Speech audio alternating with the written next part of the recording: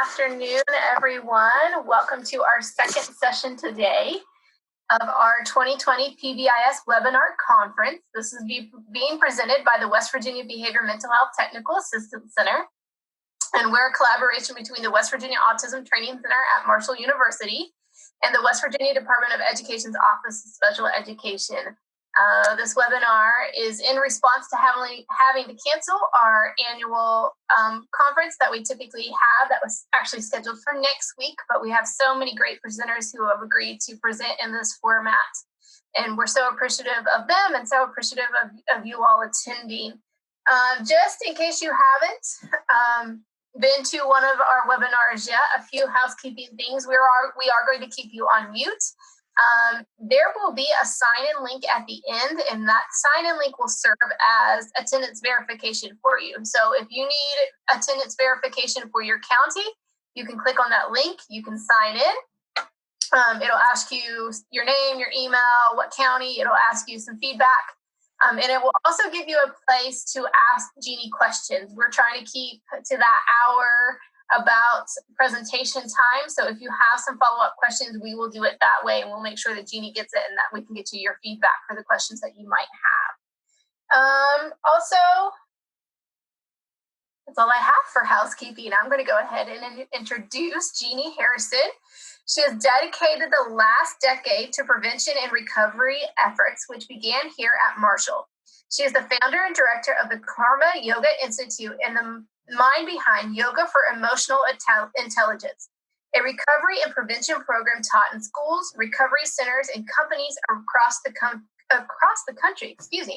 Yoga EQ is a social emotional learning program that uses movement and meditation to teach emotional management and social skills, and is gaining recognition, having been featured on BBC News, US News, and World Report, and many other media outlets. We're so excited to have her with us today, and we can't wait to learn more with her. So, Jeannie, you are up. Beautiful. Thank you. So this is my first time doing this via webinar, so I hope that it goes smoothly, but please be forgiving if it doesn't. I think we should be okay. But yes, my name is Jeannie Harrison. I am a yoga instructor and now the coordinator for the Student Wellness Center at Marshall. So I'm also back at Marshall, now housed here, which is very exciting because what we are doing with this department is bringing programs like our Yoga for Emotional Intelligence and our Grow Nature-Based Recovery Fellowship to Marshall's campus in collaboration with a number of other entities on campus and departments and community entities that are interested in really building the resiliency of our young people in the city of Huntington and really helping to bridge the gaps that we see in terms of health and wellness for children versus for adults. So one of the main things that I look at, and one of the ways that Yoga for Emotional Intelligence bridges that gap, is that we often see in prevention. So I've spent the last decade mostly in prevention, drug and alcohol prevention mostly. I began as a student with West Virginia SAD, which is Students Against Destructive Decisions, and was hired by the state organization when I turned 18 years old. I went to Marshall and they hired me to go to the basement of City Hall and run that program. So of course I spent the first year crying because I was an 18-year-old trying to run a nonprofit. And eventually we got our feet securely on the ground. So I spent 5 years working with students doing this peer-to-peer prevention programming. And after graduating from grad school, I came home and began working in recovery. When we founded our Grow Nature-Based Fellowship, it started as an urban farm in the city of Huntington. And we were trying to essentially fill some service gaps that we were seeing in the recovery world in Huntington. You know, Huntington is largely known now, especially locally, as sort of the place you come to recover. We have a number of really incredible recovery programs in Huntington. So we were trying to figure out, what holes needed to be filled. And one of the biggest issues that we were seeing was this need for social and emotional learning. I'm going to switch to our next screen here. And from that came the program Yoga for Emotional Intelligence. There is a growing body of research that is showing us that the skills learned through the practice of yoga can help us, not only in recovery, but also in building social and emotional learning for children. So we started this in recovery programs in the city of Huntington. And then of course, because, people like to keep a pulse on the trends, Cabell County's teachers started coming to us and asking if we could do this for their students. And at first, I was like, I don't know if this will exactly translate. But we started doing our research and we figured out that there was a lot of overlap. So in the field of recovery and prevention, there's sort of this continuum of care. At the beginning, we have, just basic health promotion and some prevention efforts. If you think of typical drug prevention programs, you have, the DARE program has since been revamped since I was in 5th grade, thank goodness. You have other programs like life skills. These are typically taught in conjunction with health classes in schools, or peer-to-peer prevention efforts like SAD, or in the state of West Virginia, you have RAISE and programs like that. And on the other end of that spectrum, we have recovery. We do not often see those two things as collaborating very often. Often they are competing for funding. So we can start to see some silos developing in that field. Of course, it is much better now than it was even 5 years ago, as these different entities are really starting to collaborate more. But what we wanted to look at in our programming was this generational approach to recovery and prevention. Essentially, think of it this way. If I am in a recovery center, so for example, we have Project Hope, which is a recovery house in Huntington that is tailored specifically toward women who are pregnant or have just given birth. So we've got a bunch of our mamas over here at Project Hope. And if we can help them to develop better social and emotional skills, help them to develop lifelong healthy habits and coping skills, then they are going to raise healthier children. They are going to be better parents. They're going to be better citizens. They stand a higher likelihood of continuing in their recovery. So the children that they raise will be less likely to develop an addiction later in life, either behavioral or substance use. And we really see this as the generational approach, because in the end, recovery is prevention. So that is how we sort of think about these programs. Now, Yoga EQ specifically is taught in schools, recovery centers, and corporations. You can be trained as a Yoga EQ instructor. We teach a lot of teachers who are already in the classroom, but concerned community members, people who volunteer in schools, they are also great candidates to become Yoga EQ instructors. It's a one-day training. It's about 8 hours. It's a lot of fun. But what we're going to go over in this webinar today is the sort of the bare bones, brief taste of what you would learn in a Yoga EQ program. And I'm going to do that by going through the 5 aspects of social and emotional learning and of emotional intelligence. So Yoga EQ means Yoga for Emotional Intelligence. So if you wonder what that EQ means, it's your emotional quotient, or your similar to like your emotional IQ. Okay. So why are social and emotional learning programs important in an academic setting? Well, here are some of the outcomes that we've seen from evidence-based social and emotional learning programs. And this is from CASEL, which is the Center for Academic, Social, and Emotional Learning, I believe. And you can find them at casel.org, CASEL.org. Here are some outcomes that we have. Students who go through these programs score 13 points higher academically. They're 6%, they have a 6% higher high school graduation rate and 11% more likely to graduate from college. So these skills that these students develop in these programs can be carried on for a long time. We are essentially in the business of creating this habit of emotional intelligence. It is a skill. It is something that can be learned. You're born with a certain level of emotional intelligence, I believe, or you're taught that, but everybody starts out somewhere. And we are helping them to develop these skills that will be useful throughout their lives. So here are the basic framework, the 5 pillars, if you will, of social and emotional learning and of emotional intelligence. You'll see that these overlap quite a bit. So we have our emotional recognition, essentially, what am I feeling in this moment? Your emotional processing, which you can imagine is, the best way out is through, that we can't repress all of our emotions all the time. We have to move through them. We know what happens when we repress things like guilt or shame or sadness. It can often turn into rage or anger or other manifestations. So we have to teach people how to move through and process what they're feeling. And then we have our social awareness or empathy, the ability to start to read other people.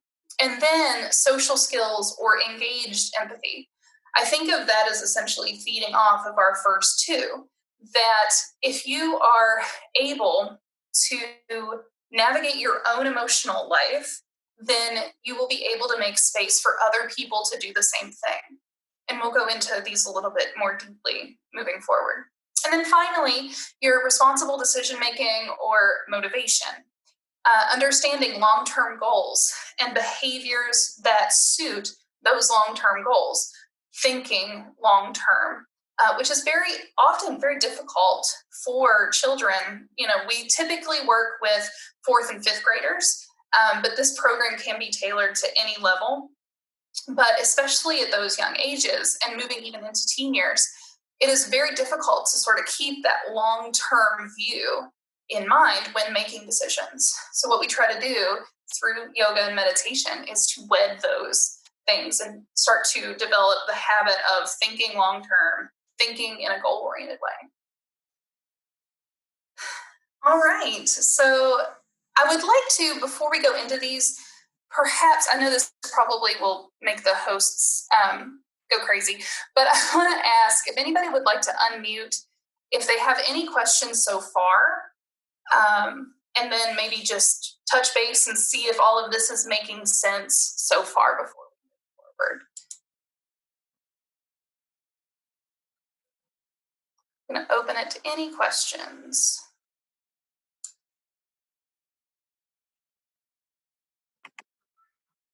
Jeannie, it's Alicia. I will also add in, if you prefer to type it in the chat, I'd gladly read it for you if that makes you nervous to unmute. That'd be great. Thank you.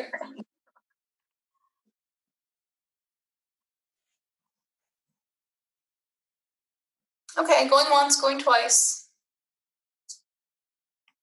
We do have a question. Is there a cost for the 1-day yoga EQ training? Yes, there is a cost. It typically depends on the hosts. So when we have community trainings, there is a cost for teachers, which is lower. If you're associated with a public school or with Marshall, it's a lower cost. And you can find those on our website, yogaeq.org. We currently don't have any community training scheduled, but we will be scheduling those in the next few weeks. There is a sign-up sheet on the website if you would like to stay up to date on our training schedule. COVID kind of knocked out a lot of our plans for 2020. So we are recovering from that, and we will be sending out an updated schedule soon. And once again, that's yogaeq.org.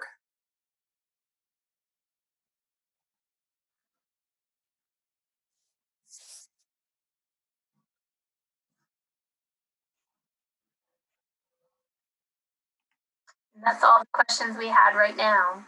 Okay, very good.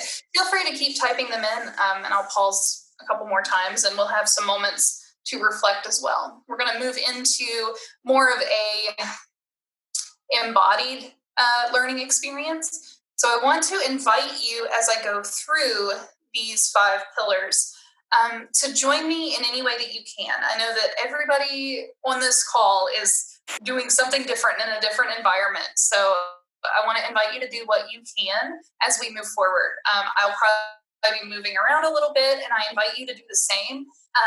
And definitely, like, if you're able to join us for the reflection practices and the breathing practices, they're very easy. Everything here is, very, very basic. So you're not going to do it wrong, but want to invite you to do whatever you're comfortable with as we move through these. So we begin with emotional recognition. Now, as you can see from this slide, we have these maps of the human body.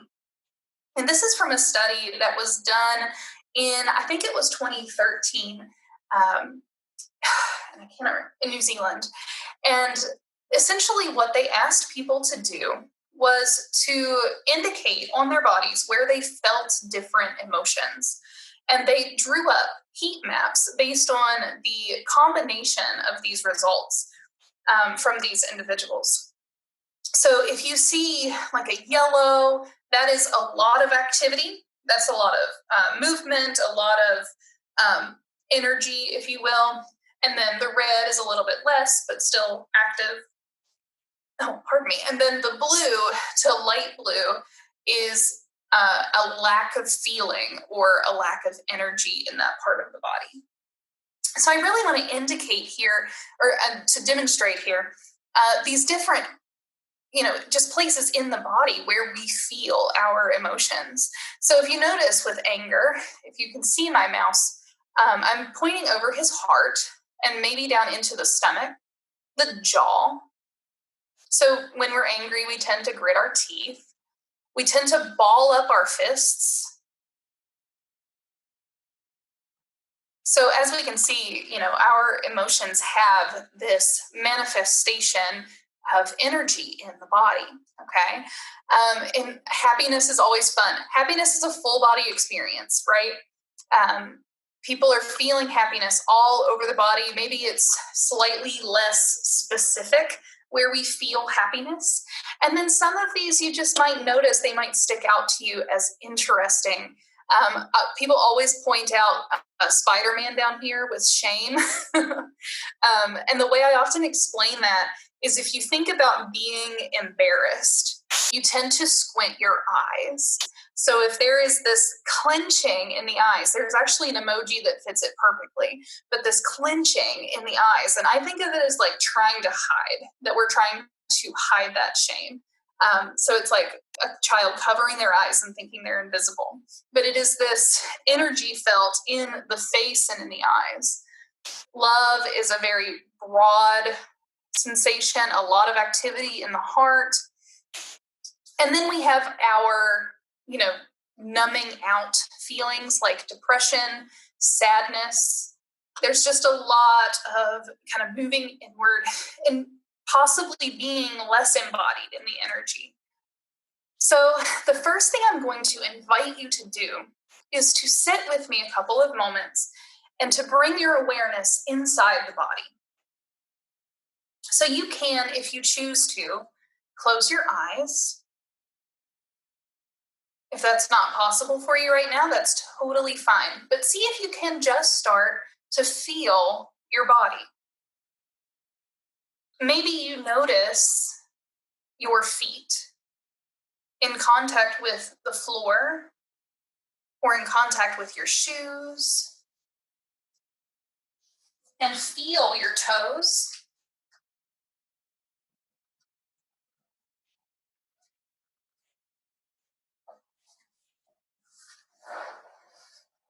And feeling the hands. You can ball up your fists and then let them go. Wiggle your fingers. Just feel the hands, the fingers, the palms. Feel the air on the skin.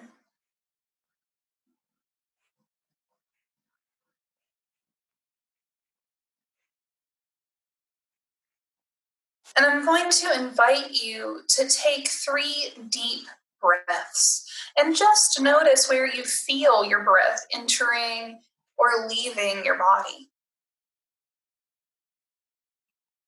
3 deep breaths, inhaling deep and exhale, let it go. Inhaling deep, letting the muscles relax as you exhale. And one more time, inhale deep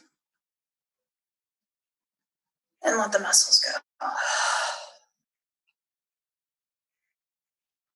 And now that we've grounded ourselves in our bodies and feeling the energy, the aliveness that is here, I'm going to invite you to think of something that makes you worrisome or anxious. And in this safe space, just for a moment or two, allow yourself to think about the details of what makes you preoccupied or worried or anxious.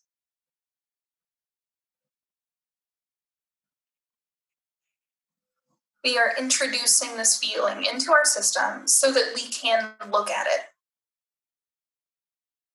exploring it like scientists, observing some phenomena.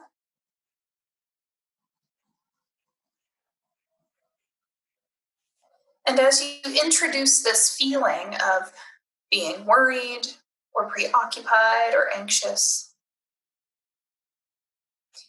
notice if you feel that emotion somewhere in the body. It could be butterflies in your stomach. You could clench your jaw, or your shoulders could get a little more tense. Just notice.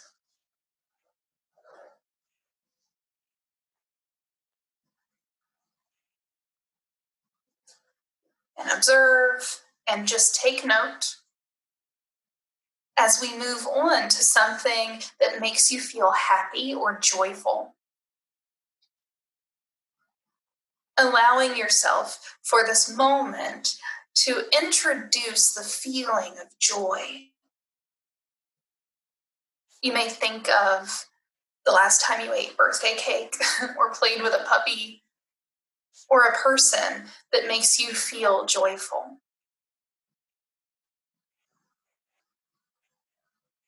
Allowing in those details. Maybe taste and smell, or feel, or sight. Bringing in that joyful experience.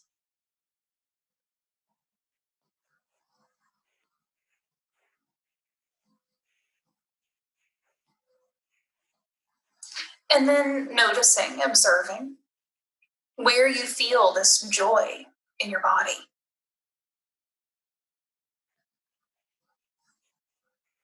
Do you smile? Do your shoulders relax?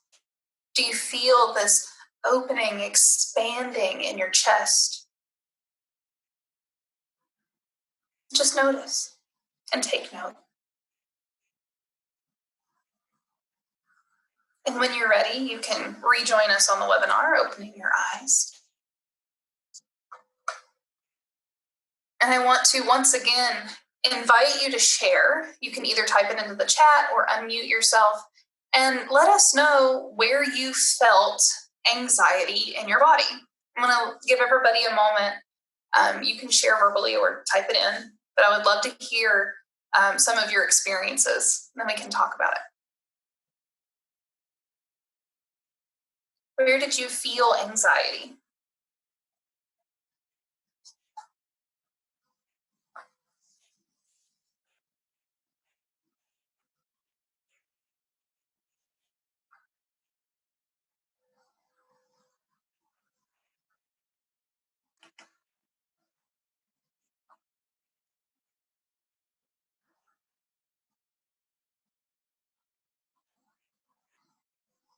So when we get these feelings of anxiety, when I teach this face-to-face with people, I will see their energy shift. Their posture might go limp. They might kind of sink into themselves when they feel that anxiety. For me, it often feels like butterflies in my stomach or clenching in the chest. Mm-hmm. I am not watching the chat. Did we have any?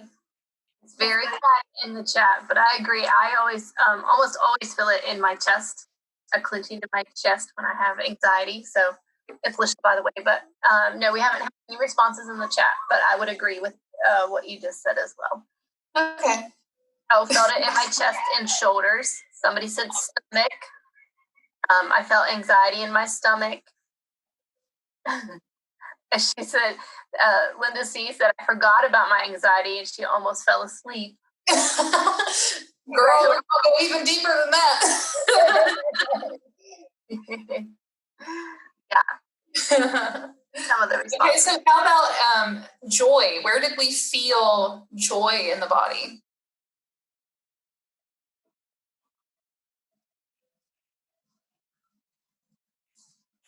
You're thinking. Pretty universally, we get this answer, which I find just lovely. An expansion in the chest, that there's this like opening and relaxing in the heart space when we feel joy. And I just love that, which corresponds very well to this little graph of happiness. Mm-hmm. Amy said she felt joy in her chest. Yeah. Lovely. Almost like an uplifting. I'm happy now, thanks to Linda C. Joy in my chest and arms. Oh, I love it. Yeah. Very good. Good. So what we're doing here, this is really the most important aspect of emotional intelligence, because if we can start to realize and to understand and develop a felt sense for our emotional state, then it gives us a moment, just a moment, which is all we need in between the feeling of an emotion and the reaction to that emotion. So if I can give myself, I essentially think of it as giving myself a task. Okay, so I feel anger in the body. I'm feeling angry. I notice that I'm feeling angry. I've developed this habit. When I feel a strong emotion come on, I ask myself, where do I feel this in the body? Because that could be the difference between sending that angry email or taking a breath and realizing, okay, well, maybe I just need to eat something because I'm hangry, or maybe I need to give this a moment and let myself reassess. So we can teach this literally at any level. It's super important, because if we don't know what we're feeling, if we are just reacting in this constant state of reaction, then we're not living in an emotionally intelligent way. So the next piece of that, once we know what we're feeling, how do we move through it? Oh, now. Here we go. So with emotional processing, this is really where the movement aspect of yoga comes into play. Because since our emotions are embodied, since they happen and are energy in the body, we have to process them physically. So imagining that you're at a party, okay, and I'm going to scooch back a little bit.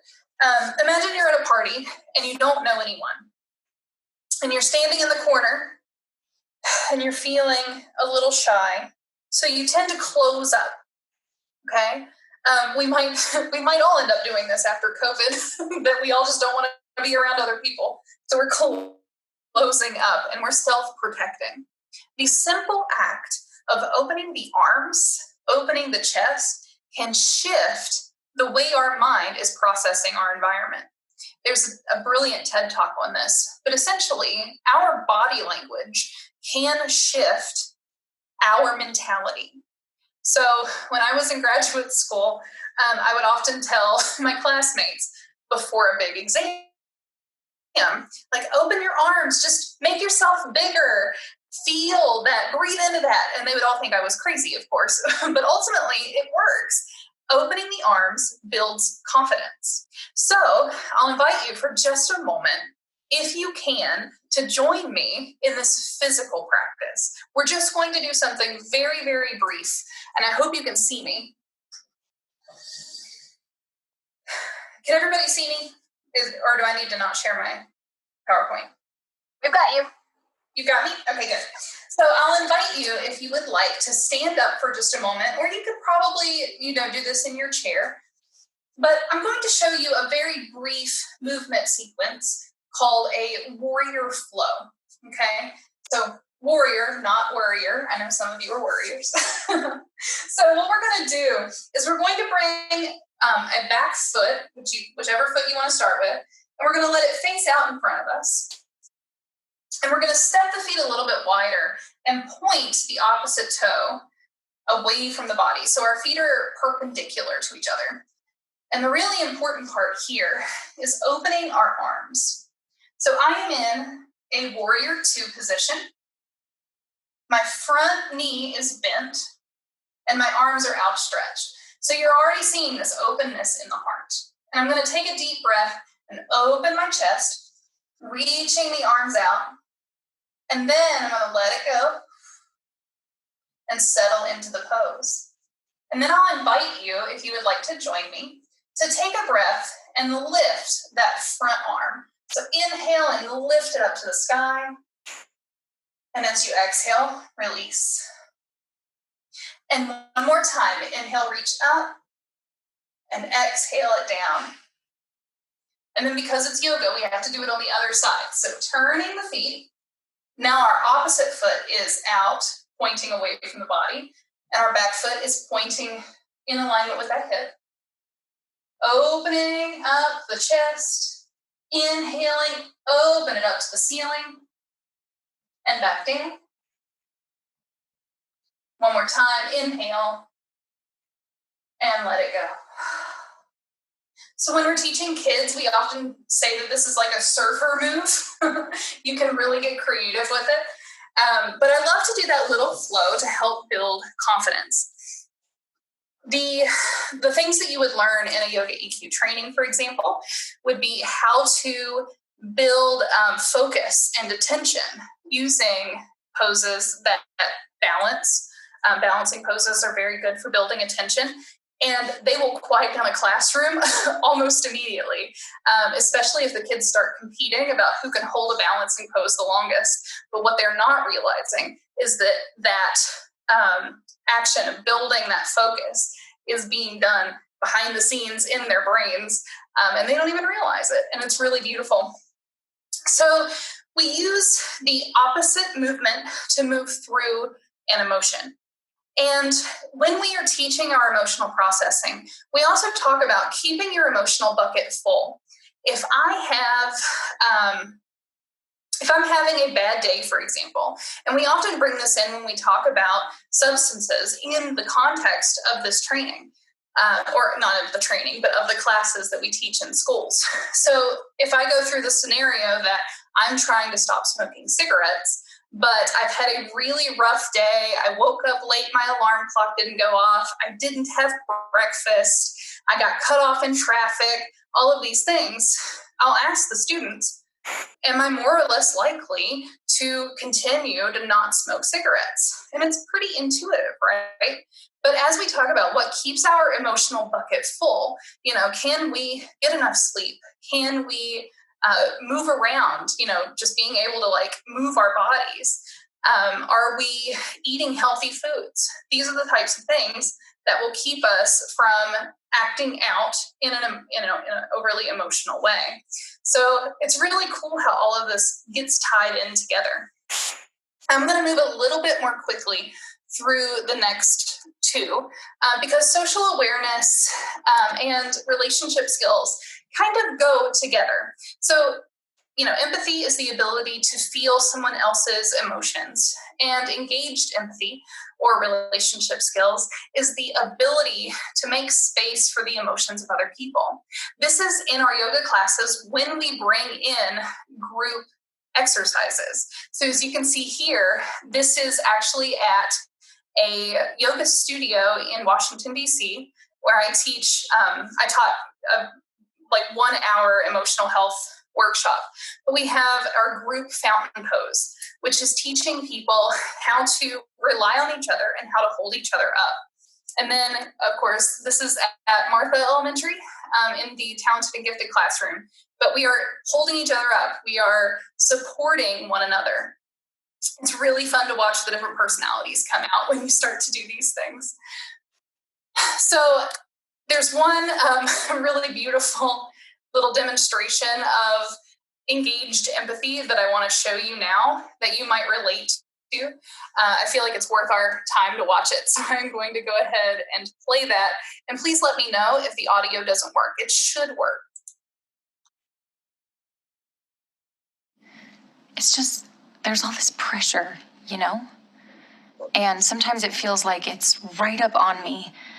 And I can just feel it, like literally feel it in my head. And it's relentless. And I don't know if it's going to stop. I mean, that's the thing that scares me the most, is that I don't know if it's ever going to stop. Yeah. Well, you do have a nail in your head. It is not about the nail. Are you sure? Because, I'll bet if we got that out of there... Stop trying to fix it. No, I'm not trying to fix it. I'm just pointing out that maybe the nail is causing... You always do this. You always try to fix things when what I really need is for you to just listen. No, see, I don't think that is what you need. I think what you need is to get the nail See, you're not even listening now. Okay, fine. I will listen. Fine. It's just... Sometimes it's like there's this achy... I don't know what it is. And I'm not sleeping very well at all. And all my sweaters are snagged. All of them. Yeah, that sounds really hard. It is. Thank you. Ow! Oh, come on. If you would just... Don't... Try to see things my way. So, as we teach relationship skills, what we're teaching is active listening and to get away from the need to fix, the need to give advice, but truly how to listen. We do a number of meditations and brief practices that help people to develop their ability to listen, which is also very useful, in a yoga practice. And as you develop a meditation practice, the ability to listen becomes a powerful sense for bringing you back into the present moment, into a state of mindfulness. But I just love demonstrating with that video. Essentially what we're trying to do is we're trying to move away from the urge to fix and to really show up for one another and to accept and embrace the fact that people have emotional lives, that we need each other, that we want to build community and relate to one another. So I hope you enjoyed that. All right. And then finally, we have our motivation and decision making.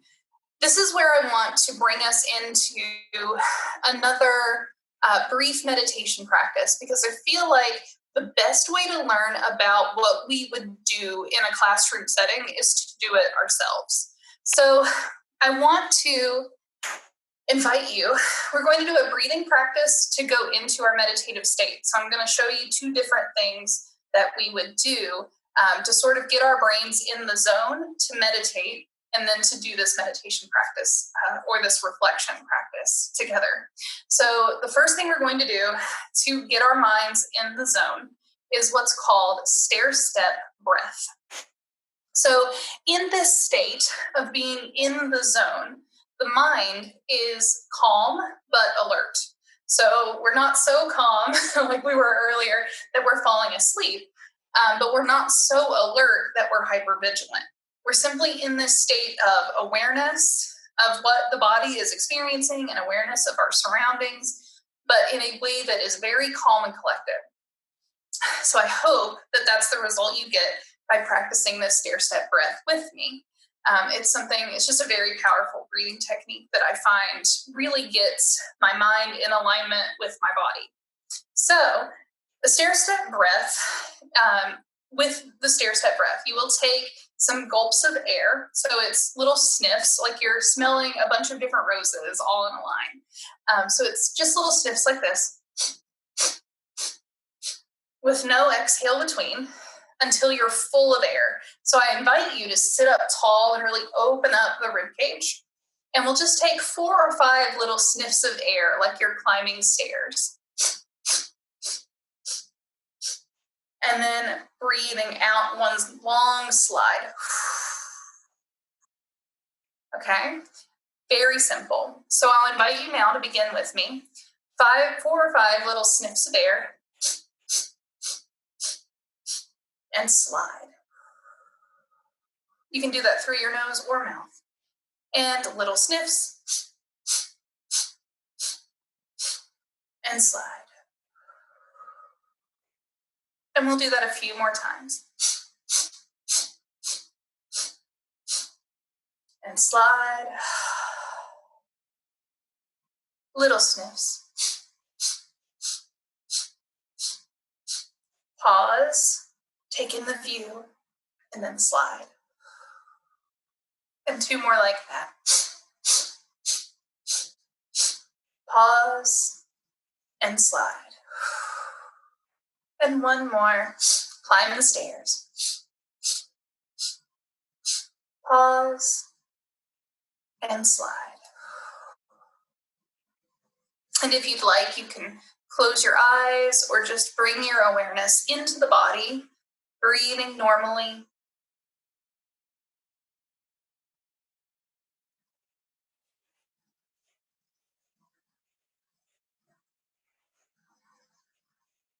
And notice if your breath is moving the heart more than the belly. And see if you can really send your breathing down into your belly.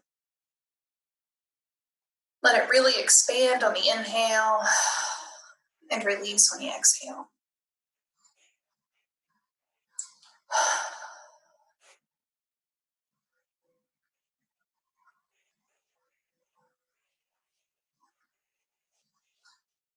We're going to do a very brief version of the longer meditation that I would do in a classroom setting.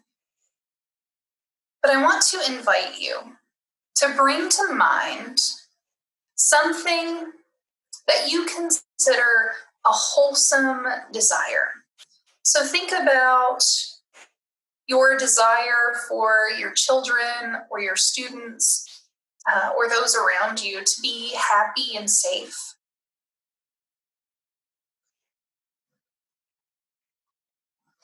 The desire that maybe gets you to church on Sunday or brings you into these spaces to learn more. The desire to expand your experience spiritually or intellectually or physically. Some desire you have that feels wholesome to you. And let it soak into your body.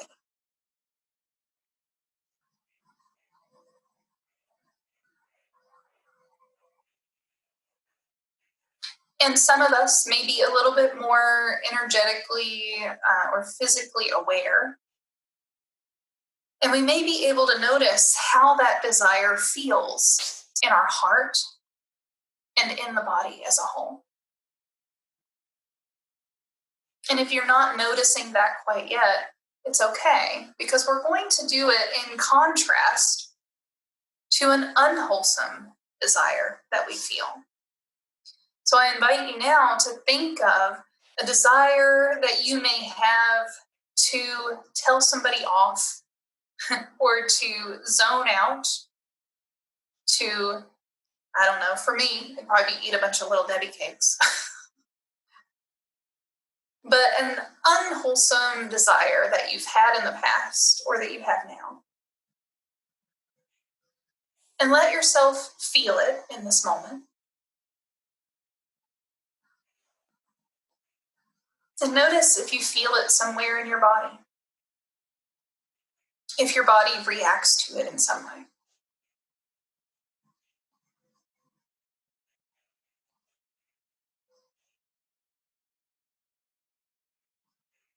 And then when you're ready, you can open your eyes, wiggle your fingers and toes.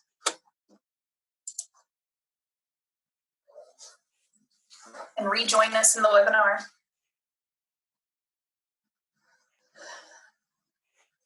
So this is the sort of pinnacle, the final piece of our Yoga EQ classes. As we've developed the sense of our bodies, this relationship and communication between the body and the mind, students will begin to notice when something feels right. Essentially what we're doing is building this internal compass. And to help them, to inform them to follow their values and their long-term goals in decision making. So if anybody would like to share, I'll probably just go through it because I don't want us to go over time. But if anybody'd like to share the difference for them, the difference between the feeling of wholesome versus unwholesome. Very often it feels, an unwholesome desire will feel clenched, it will feel tight or tense, and a wholesome desire feels open and relaxed and expansive. If anybody had that or had the opposite or some other sensation, please feel free to share in the chat. We've got about 12 minutes left. So I want to end by explaining something that I think is just very powerful and speaks exactly to the relationship between emotional intelligence and these ancient practices. The word namaste is how you end a yoga class. And namaste means the light that exists in my heart bows to and sees the light that exists in your heart. But the way I teach it with children is I want to invite you to join me in bringing out your right hand, just holding it out in front of you like you're holding a tray. And in this hand is everything that is awesome about you. It could be the fact that you're a really good friend. It could be the fact that you're a good cook. You like to cook for other people. It could be the fact that you're funny, or that you're smart, or that you're brave. And it's really heavy because there's so much awesome stuff about you. And then in this hand, in the other hand, bring that out too. We have the things that you have to give the world. So maybe all you can give is a smile and a nod, or a few kind words, or maybe someday you'll be a doctor, you can save lives, or be a veterinarian and save puppies because puppies are better than people. And in this hand is all of that, all that you have to give other people. And we take it and we smash it together. And then if we were all together in the same room, we would look around, and you can imagine that you're doing that now. Seeing in this circle of people, individuals that have great things about them. People that are just awesome. And people that have so much to give the world. That's what Namaste means. It is a reminder to be kind to ourselves and to be kind to others. So with that, I thank you all for joining me today, and I hope that you have lots of questions and that we can have a great conversation at the end of this webinar. But I want to wish you Namaste. So here is my contact information. You can find me at this website, and you can also visit or email me at Jeannie's office at Gmail. So there's that. And then we have our final slide, which I'll leave us on, which are the upcoming webinars. So is someone going to talk about those? Yes, me. I'm going to. Jeannie, thank you so much. That was amazing. And let's just talk about how amazing it is that you've been able to take what you do in person and be able to switch it over with such a willing heart to Zoom. I know it's so hard. It is hard, but we're getting there. But you did a wonderful job. I think my favorite thing about your presentation is these are concepts that are very easily transferred to our classrooms and to our schools. And I know just from my time in the pre-K classroom, from Go Noodle or whatever little yoga or meditation we could put in there, that it's an energy changer. And a lot of times that's what you need to be able to transition to the next learning opportunity. So I love how in-depth you are. Thank you. Why that works. So I'm so appreciative of your time here. Everyone, I just added the sign-in link to the chat box. If you'll go to that, that's a great place. If you have any questions, we have a little bit of time. If you'd like to ask Jeannie any questions, you can unmute yourself or you can type it in the chat box. While you're thinking of those, this is our last webinar for this week. We will have 2 more next week. On Tuesday, Lost Creek Elementary, which is one of our West Virginia Tier 1 model schools, will be talking with us about using Class Dojo to streamline school data. And that will be from 11 a.m. to 12 p.m. on Tuesday, June 16th. And then on June 18th, on Thursday, from 11 to 12, Dr. Jason Conaway from the Department of Ed will be talking to us about alternatives to suspension. So we'd love to see you next week as well. This webinar will be posted to our YouTube page, WVBMHTAC. And if you have not yet joined our Facebook page, WVPBIS, we would love to have you there because that's where we'll be sharing more information and about upcoming webinars. Jeannie, I don't have any questions in the chat, but you were wonderful and thank you for your time today. Thank you all. And if you have any questions that you'd like to ask offline, please feel free to email me. Get in touch on our website or email me. Thank you guys so much. Yay, thank you. Great job.